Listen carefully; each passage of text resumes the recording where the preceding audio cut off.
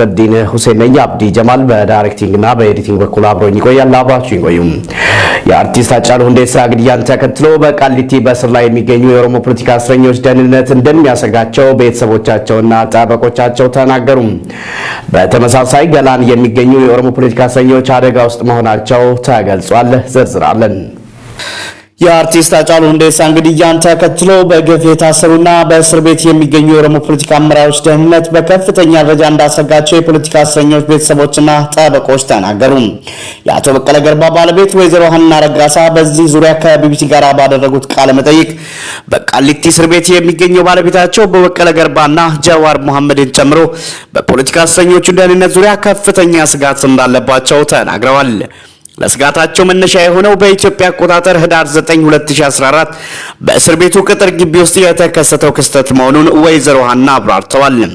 ህዳር 9 2014 ዓ.ም ከምሽቱ 2:40 አካባቢ ማንነታቸው ያልታወቁ ሰዎች በሁለት መኪና ቃሊቲ እስር ቤት ድረስ በመግባት የእናቶ ጀዋር መሐመድን የታሰሩበትን ክፍል መጠየቃቸውን የሚናገሩት ወይዘሮ ሀና እነኚህ ሰዎች ወደ እስር ቤት ሲገቡ የእስር ቤት ጠበቃዎች የሰዎቹ ማንነትም ሆነ ለምን እስር ቤት እንደሄዱ የማያውቁ መሆኑንና ከጥበቃ ሰዎች ጋር ሲከራከሩ እንደነበር አክለው ተናግረዋል። ወይዘሮ ሀና አክለውም መረጃውን ለባለቤታቸው ምግብ ለማድረስ ወደ ቃሊቲ ባመሩበት ወቅት እንደነገራቸው አክለው ገልጸዋል። የእስር ቤቱ አስተዳደር ተጠርቶ ቢመጣም እነኚህን ሰዎች አላውቃቸውም ማለቱንና ለምን በዚህ ሰዓት መጣችሁ፣ ማን ነው የፈቀደላችሁ የሚል ጥያቄ ሲቀርብላቸው ስራችሁን ለማየት ነው የሚል ምላሽ መስጠታቸውን አክለው ተናግረዋል። ሰዎቹ ገብተው ጀዋር መሐመድን ለማየት እንደሚፈልጉ መግለጻቸውን የሚናገሩት ወይዘሮ ሀና በእስር ቤቱ አስተዳደር ፍቃደኛ ባለመሆኑ ግቢውን ለቀው መውጣታቸውን ገልጸዋል። ከእስረኞቹ ጠበቆች መካከል አቶ ቱሊ ባይሳ ሐሙስ የተፈጠረው ችግር አሳሳቢ መሆኑን ይገልጻሉ። አቶ ቱሊ ባለፈው ሐሙስ ከፌደራልና ከሀገሪቱ ደህንነት ነው የመጣ ነው የሚሉ ሰዎች የእስር ቤቱ በር ለእስር ቤቱ መኪና በር ሲከፈት ተከትለው መግባታቸውንና እንደገቡ እነ ጀዋር መሐመድ የት ናቸው የሚል ጥያቄ ማቅረባቸውን ይናገራሉ።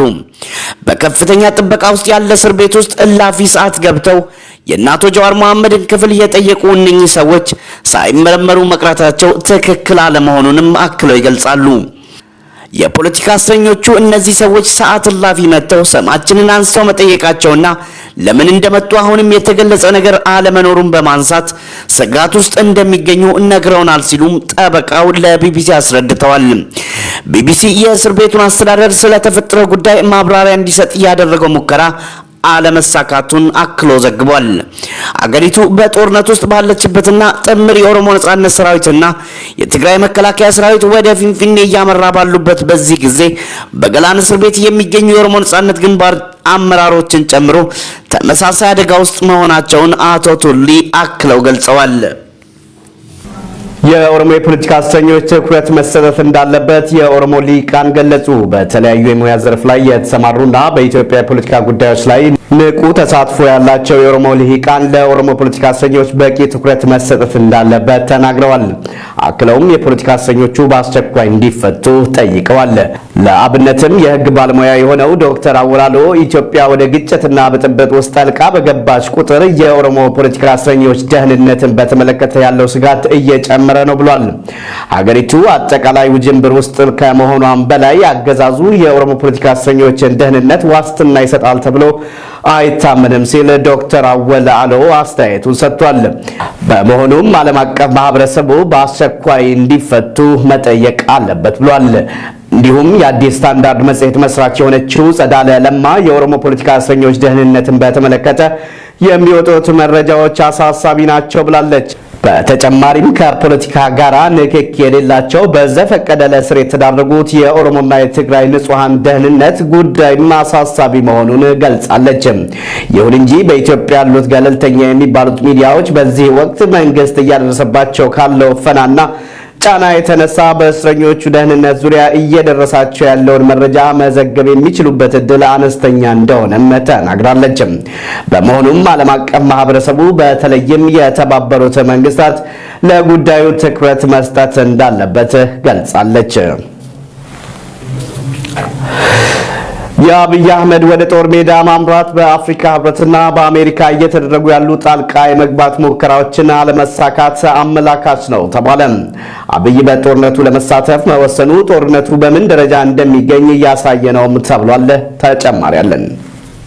የብልጽግና ጦር አዛዥና የኢትዮጵያ ጠቅላይ ሚኒስትር አብይ አህመድ በአካል ወደ ጦርነት መዝመት ተከትሎ በተለያዩ አካላት አስተያየት መሰጠቱ ቀጥሏል።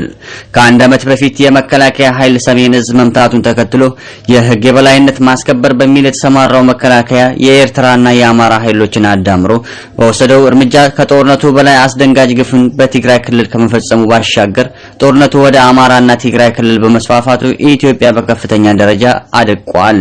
ህግ ማስከበር በሚል የተጀመረው ጦርነት አገርን ወደ ማዳን ተቀይሮ ጠቅላይ ሚኒስትሩን ጨምሮ የተለያዩ የብልጽግና ባለስልጣናት በማሳተፍ ላይ ይገኛል። አብይ አህመድ ወደ ጦር ሜዳ ማምራቱን ተከትሎ ምክትሉ ደመቀ መኮንን እሱን ተከቶ በመስራት ላይ ይገኛል። ምሁራን የአብይ መዝመት ተከትሎ አስተያየት በመስጠት ላይ ይገኛሉ። በዓለም አቀፉ ቀውስ ዙሪያ የሚሰራው ኢንተርናሽናል ክራይሲስ ግሩፕ የአፍሪካ ቅርንጫፍ ኃላፊ ሙሪዝ ማታይጋ የአብይ አህመድ በጦር ሜዳው መገኘት ጦርነቱ ምን ደረጃ ላይ እንደደረሰ አመላካች ነው ብለዋል። በኢትዮጵያ ታሪክ መሪዎች ወደ ጦር ሜዳ በመሄድ የአገሪቱን ህዝብ ለጦርነት ማደራጀት የተለመደ ነው፣ ነገር ግን የዚህኛው ይለያል ይላል ሙሪዝ ማታይጋ። አብይ አህመድ በዚህ ሰዓት ላይ የወሰደው እርምጃ ያለው የፖለቲካ ቀውስ የሚያባብስ ነው በማለት ሁለቱም አካላት በጦርነት አለመግባባቱን ለመፍታት መወሰናቸውን ያመለክታልም ብለዋል። በኔዘርላንድ ሀገር የህግ ምሁርና የፖለቲካ ተንታኝ ዶክተር አዳም ካሴ አብይ አህመድ ወደ ጦር ሜዳ ማምራታቸው በአሜሪካና በአፍሪካ ህብረት እየተደረገ ያለው የሽምግልና ጥረት ውጤታማ አለመሆኑን ያመለከተ ነው ብለዋል።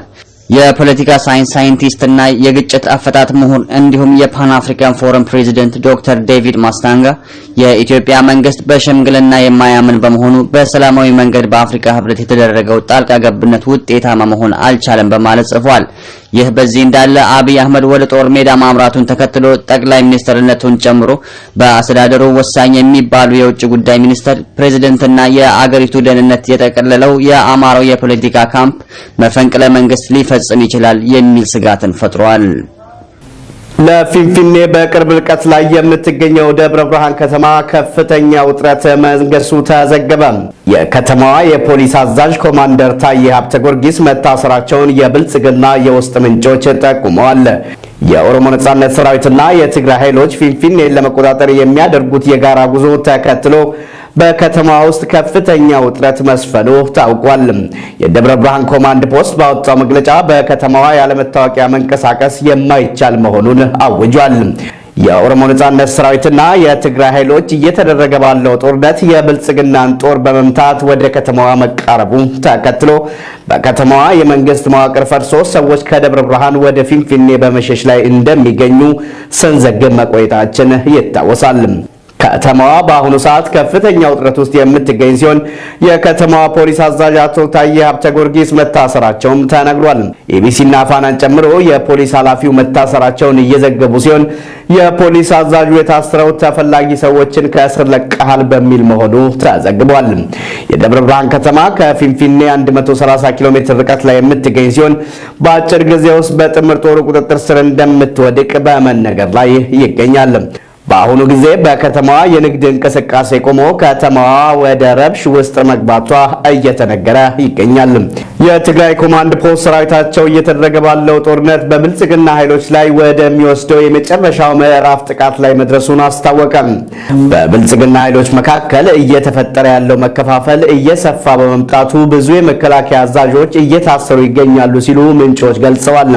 የብልጽግና ኃይሎች ሰፊው ህዝብ በሚገኝበት ከተሞች ውስጥ በመመሸግ ህዝቡን ለእልቂት መዳረግ ዓላማው አድርጓል የሚለው መግለጫው በከተሞች የሚኖር ህዝብ ይህን ዓላማ በመገንዘብ የተጠነሰሰውን የብልጽግና ሴራ ሊያከሽፍ ይገባል ሲል ጥሪ አስተላልፏል።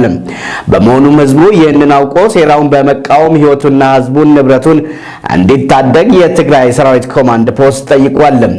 ሰሞኑን እንደ ደብረ ብርሃን ባሉ ከተሞች ስርዓቱ መሰል ሴራ በመተብተብ ላይ እንደሚገኝ የሚጠቁሙ መረጃ ማግኘቱን የገለጸው የትግራይ ሰራዊት ኮማንድ ፖስት በደብረ ብርሃን አካባቢ የሚገኘው ህዝብ ለህይወቱና ሀብት ንብረቱ ለደህንነቱ ሲል በቤቱ እንዲቆይ አሳስቧል። ከዚህ ቀደም መሰል ከተሞችን ኢላማ ያደረጉ ጥቃቶችን መቃጣታቸውን ያስታወሰው መግለጫው የትግሉን ዓላማና አቅጣጫ ጠንቅቆ የሚያውቀው የትግራይ መከላከያ ሰራዊት የብልጽግናን ኃይሎች ከንጹሃን ዜጎች በመለየት ሲቀጣ ቆይቷል ብሏል። ሽንፈት የገጠመው የብልጽግና ኃይል በከተሞቹ ስርዓት አልበኝነትን በማንሰራፋት ህዝቡ ስጋት ውስጥ እንዲወድቅና ቄውን ጥሎ እንዲሸሽ በማድረግ ላይ ስለሚገኝ ህዝቡ ከወዲሁ ይህን በመረዳት ከአካባቢው ማህበረሰብ ጋር በማበር ሀብትና ንብረቱን ጨምሮ የአካባቢውን ሰላም እንዲጠብቅ ጥሪ አቅርቧል። በሌላ ዜና በብልጽግና ኃይሎች በተፈጠረ አለመተማመንና አለመግባባት ስርዓቱ ክፉኛ እየተንኮታኮተ መሆኑን ከጦር ውስጥ የወጡ ታማኝ ምንጮች ተናገሩ። በብልጽግና በከፍተኛ ጦር አመራሮችና ፖለቲከኞች መካከል በተፈጠሩ አለመግባባቶች ምክንያት በመቶዎች የሚቆጠሩ የብልጽግና ጦር አመራሮች አዋሳ አቅራቢያ በሚገኝ የወታደር ካምፕ በእስር ላይ እንደሚገኙ ምንጮች ጠቁመዋል። ከታሰሩት የጦር አመራሮች በተጨማሪ ሌሎች አመራሮችም በብልጽግና ኃይሎች ተይዘው የደረሱበት አለመታወቁን የገለጹት ምንጮች የኦሮሞ ተወላጆች የሆኑ የጦሩ አመራሮች ሳይገደሉ እንዳልቀረ ስጋቶች መኖራቸውን ምንጮች ለኦሮሚያ ሚዲያ ኔትወርክ ተናግረዋል። አብይ አህመድ ወደ ጦር ሜዳ ማምራቱን ተከትሎ የዓለም ሚዲያዎች በጉዳዩ ላይ በመጻፍ ላይ ይገኛሉ። የተወሰኑት እንደሚከተለው ተመልክተናቸዋል። ዓለም በአብይ አህመድ ተገርሟል። ይህን ግርምት ደግሞ የዓለም ሚዲያዎች እየከተቡት ይገኛሉ። አብይ አህመድ ወደ ጦር ሜዳ ማምራቱን ተከትሎ የት አካባቢ እንደሚገኝና በምን መልኩ በጦርነቱ እየተሳተፈ ስለመሆኑ የሚታወቅ ነገር የለም። የአብይ ፎቶግራፍ በስርዓቱ ሚዲያዎች ያልተለቀቁ ሲሆን አብይ አህመድ የት አካባቢ እየተዋጋ ስለመሆኑ ለቀረበ ጥያቄ የጠቅላይ ሚኒስትር ጽሕፈት ቤት ቃል አቀባይ ወይዘሮ ብለኔ ምላሽ ከመስጠት ተቆጥበዋል ይላል የፍራንስ 24 ዘገባ። የ45 ዓመቱ አብይ አህመድ ከዓለም የሰላም ኖቤል አሸናፊነት ወደ ጦር መሪነት ያመራበት መንገድ ብዙዎችን አስደንግጧል የሚለው ዘገባው በካምብሪጅ ዩኒቨርሲቲ አሶሺየትድ ፕሮፌሰር የነበሩ ፕሮፌሰር ክሪስቶፈር ካልበምን አነጋግሯል። ፕሮፌሰር ክሪስቶፈር ካልበም የአብይ አህመድ ወደ ጦር ሜዳ ማምራት ከቀድሞ የኢትዮጵያ መሪዎች ባህልን እየተከተለ ነው ይላሉ። ፕሮፌሰሩ አጼ ኃይለ ሥላሴና በጦር ሜዳ የተገደሉትን አጼ ዮሐንስን እንደ ማሳያነት ያነሳሉ። አጃንስ ፍራንስ ፕሬስ ጦርነት የገሃነም ተምሳሌት ነው ያለው የ45 ዓመቱ የአፍሪካ መሪ ጦርነት ለመምራት ወደ ጦር ሜዳ ተመልሷል ይላል። አብይ አህመድ በ3 ዓመት ውስጥ ዓለምን አስገርመዋል የሚለው ዘገባው ወታደር የነበረው አብይ ከኖቤል ሽልማት በኋላ የከፈተውን ጦርነት ከጦር ሜዳ ሆኖ ሊመራው ማምራቱ ግርምት አጭሯል በማለት አስነብቧል። የአፍሪካን ኒውስ ዘገባ በበኩሉ የአብይ 3 ዓመታት የኢትዮጵያን ታሪክ በጨረፍታ ያስታወሰ ነበር ይላል። አብይ ምንም እንኳን 3 ዓመት ብቻ በስልጣን ላይ የቆየ ቢሆንም የእናቱን ትንቢት ተከትሎ እድሜ ልኩን ለዚህ ስልጣን ሲሰጋጅ እንደነበር ያነሳል። በመጨረሻም አብይ አህመድ የኢትዮጵያን ኢምፓየር ንጉሶችን ለመምሰል ወደ ጦር ሜዳ አምርቷል የሚለው ይህ ዘገባ አብይ አህመድ ኢትዮጵያ የመምራት ግለሰባዊ መብት እንዳለው የሚሰማው ሰው ነው ይላል። ሮይተርስ እና ቢቢሲ የኢትዮጵያ ጠቅላይ ሚኒስትር አብይ አህመድ ወደ ጦርነት ማምራቱን በመዘገብ 2 የኦሎምፒክ አሸናፊ አትሌቶች ጦርነቱን ለመቀላቀል መወሰናቸውን ዘግቧል። የ45 ዓመቱ ኃይሌ ገብረስላሴና አትሌት ፈይሳ ለልሳ አብይን ተከትለው ወደ ጦር ሜዳ እንሂድ ማለታቸውንም አስነብቧል። የብልጽግና መንግስት የህዝብ ግንኙነት አቶ ለገሰ ቱሉ በበኩሉ አብይ አህመድ ወደ ጦር ሜዳ መዝመቱን ተከትሎ ብዙ ወታደራዊ ስኬቶች መኖራቸውን ተናግረዋል። አቶ ለገሰ ቱሉ ይህን ይበሉ እንጂ በተጨባጭ የአብይ አህመድ ጦር ለመምራት መወሰኑን ተከትሎ ጥምር የኦሮሞ ነጻነት ሰራዊትና የትግራይ መከላከያ ኃይል ትግሉን ወደ መጨረሻ ማድረሳቸውን በመነገር ላይ ይገኛል። ዩናይትድ አረብ ኤሚሬትስ ለብልጽግና አገዛዝ ወታደሮች በድብቅ ወታደራዊ ድጋፍ ማድረጓን ከሳተላይት የተገኘ ምስል ዋቢ በማድረግ አልጀዚራ አጋልጧል። We begin this bulletin with breaking news from Ethiopia. Al Jazeera has obtained satellite imagery that shows the United Arab Emirates is now providing military support to the Ethiopian army.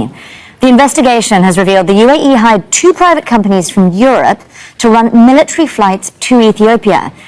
The images also show drones at an Ethiopian airport in the capital, Addis Ababa. በድብቅ ሁለት ወታደራዊ በረራዎች ወደ ኢትዮጵያ ተደርገው እንደነበረም የዜና ምንጩ ጠቁሟል። እንዲሁም ከሳተላይት የተገኘው መረጃ በቦሌ አየር መንገድ ያረፈ ድሮን እንደነበረም አመልክቷል። ይህም ምንም እንኳን የብልጽግና አገዛዝ የውጭ ጣልቃ ገብነትን እቃወማለሁ ይበል እንጂ ከኦሮሞ ነጻነት ሰራዊትና ከትግራይ ኃይሎች ጋር እያደረገ ያለውን ጦርነት ለማሸነፍ ከውጭ ሀገራት ጋር ወታደራዊ ትብብር እያደረገ መሆኑን ማሳያ ነው ተብሏል። ከዩናይትድ አረብ ኤሚሬትስ በተጨማሪ የብልጽግና አገዛዝ ከቱርክ ጋር በተለይም ከድሮን ጋር በተያያዘ ወታደራዊ ገዛን በድብቅ ሲቀበል እንደቆየ በተለያዩ ጊዜ የወጡ መረጃዎች ያመለክታሉ። እንዲሁም የኤርትራ ወታደሮች በትግራይ ባለው ጦርነት በቀጥታ መሳተፋቸው ይታወሳል። እንግሊዝ ዜጎቿ ከኢትዮጵያ ለቀው እንዲወጡ አሳሰበች። እንግሊዝ ዜጎቿ ኢትዮጵያን ለቀው በፍጥነት እንዲወጡ አሳስባለች። በዚህ ምክንያትም በምስራቅ አፍሪካ ያለው ግጭት እየተጠናከረ መምጣቱን አስቀምጣለች። የእንግሊዝ የአፍሪካ ጉዳዮች ሚኒስትር ቪክ ፎርድ በቀጣዮቹ ጥቂት ቀናት ጦርነቱ በፊንፊኔ አቅራቢያ ሊደረግ ስለሚችል ይህም የእንግሊዝ ዜጎችን ከኢትዮጵያ ለማስወጣት ያላቸው አማራጭ ሊጠቀሙ ይገባል ብላለች። አክለውም አሁን ከኢትዮጵያ ለመውጣት የመረጡት በሚቀጥሉት ሳምንታት ውስጥ ደህንነቱ በተጠበቀ ቦታ ለማቆየት ዝግጅት ማድረጋቸውን ገልጸዋል። ወደፊት ከኢትዮጵያ ለመውጣት አማራጭ እንደሚኖር ማረጋገጥ አንችልም በማለት ገልጻለች። ከእንግሊዝ በተጨማሪ አሜሪካና ካናዳን ጨምሮ የተለያዩ ሀገራት ዜጎቻቸው ከኢትዮጵያ ለቀው እንዲወጡ እያሳሰቡ ይገኛሉ። የተከበራችሁና የተወዳችሁ ውድ አድማጭ ተመልካቾቻችን ለዛሬ ያዝነው የዕለታዊ የአማርኛ ዜናችንን በዚህ ጨረስን። ዜናውን ወደ እናንተ ሳደርስ የነበርኩት እኔ ነስረዲን ሁሴን ነኝ። አብዲ ጀማል በዳይሬክቲንግ እና ኤዲቲንግ በኩል አብሮ የነበረ ከሌሎች የኦሮሚያ ሚዲያ ኔትወርክ ፕሮግራሞች ጋር መልካም ቆይታ። ሰላም።